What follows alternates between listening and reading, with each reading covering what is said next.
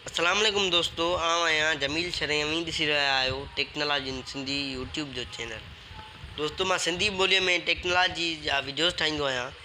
जेकॾहिं तव्हां असांजो यूट्यूब चैनल सब्सक्राइब न कयो त सब्सक्राइब करे घंटी वारे बटन खे लाज़मी हणंदा ऐं हिकु दफ़ो ज़रूरु विज़िट कंदा।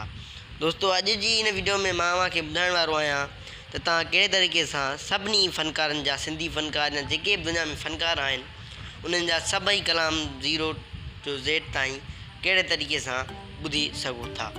दोस्तों, हिन ऐप जो नालो मां तव्हांखे ॿुधाइण वारो आहियां ऐं तव्हांखे इहो बि मां ॿुधाइण वारो आहियां त हीअ ऐप तव्हां किथां डाउनलोड करे सघो था।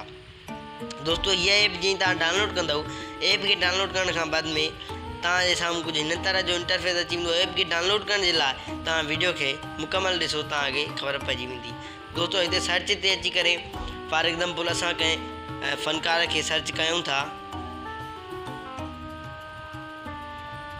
दोस्तों, सरमन सिंधी सर्च करे था ॾिसूं। ये तो दोस्तों हे जेको आर्टिस्ट आहे, हिन आर्टिस्ट जा सभई कलाम साम्हूं अची चुका आहिनि। ए टू ज़ेड जेको कलाम आहिनि हिन जा साम्हूं अची चुका आहिनि। ऐं दोस्तों, जेकॾहिं असां को बि आर्टिस्ट सर्च कयूं त हुन जा सभई कलाम साम्हूं अची वेंदा। फॉर एग्ज़ाम्पल गुलाम हुसैन उमरानी आहे, हुन जा सभई कलाम बि असांजे साम्हूं अची वेंदा। दोस्तों, हे ॾिसो,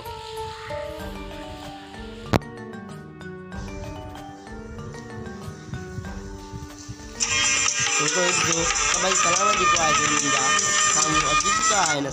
तव्हां ॾिसी रहिया आहियो, इहे जेके सभई कलाम आहिनि, सभई एल्बम्स आहिनि, उहे सभई अची चुका आहिनि। जेके न्यू एल्बम्स रिलीज़ थिया आहिनि उहे अची चुका आहिनि।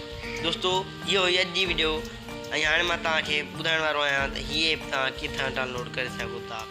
दोस्तों, प्ले स्टोर में अची करे तव्हां सर्च कजो SPOTIFY स्पॉटिफाई। दोस्तों, जीअं तव्हां स्पॉटिफाई सर्च कंदव, कुझु हिन तरह जो इंटरफेस आहे हिन ऐप जो। इहा ऐप तव्हां डाउनलोड करे छॾियो। इन जे ज़रिए तव्हां बहितरीनु पुराणा तो नवां कलाम ॿुधी सघो था।